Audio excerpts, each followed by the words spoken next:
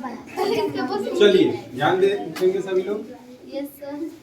हम लोग रीजनिंग का 8 चैप्टर कंप्लीट कर चुके हैं। Yes sir. और आज हम लोग शुरू करेंगे 9वां चैप्टर।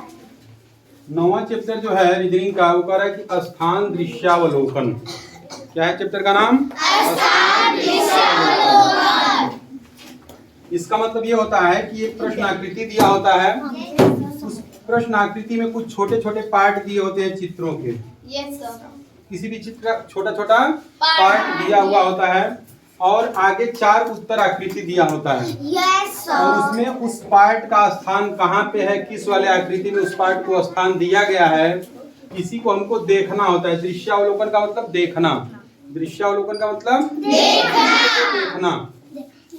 तो इस छोटे छोटे पार्ट में जो चित्र यहाँ पे बना हुआ है, ये छोटे छोटे वाले पार्ट वाले चित्रों को किस चित्र में स्थान दिया गया है, यही हमको देखना होता है। ठीक है, क्या करना होता है? यही देखना होता है। हूबहू इस ये जो है ना, ये 3 इसमें दिया हुआ, एक ये हो गया, एक ये हो गया और एक ये हो गया। ये हूबहू किसी भी चित्र में जा करके बैठ जाएगा, उसी को हम मान लेंगे कि वो हमारा सही है। जैसे मान लो यहाँ पे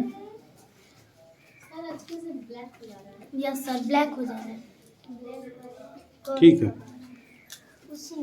तो इसको हम मान लेंगे ए, इसको मान लेंगे बी, इसको मान लेंगे सी और इसको मान लेंगे डी।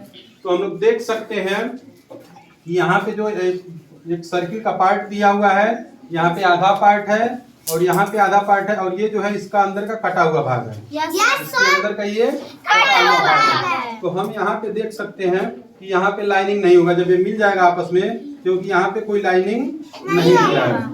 यहाँ पे पूरा लाइनिंग दे दिया, ये भी नहीं होगा, ये तो होगा ही नहीं क्योंकि हाफ पार्ट दिया है। ये जो है हो जाएगा। क्यों? क्योंकि उसमें जो है अच्छा तीनों आकृति, सॉरी, यहाँ पे ये पार्ट में नहीं आएगा, ये फेस दिया हुआ है, ये जो है ये इसमें सेट हो जाएगा। ये जो छोटा वाला पार्ट है कहाँ पे सेट हो जाएगा?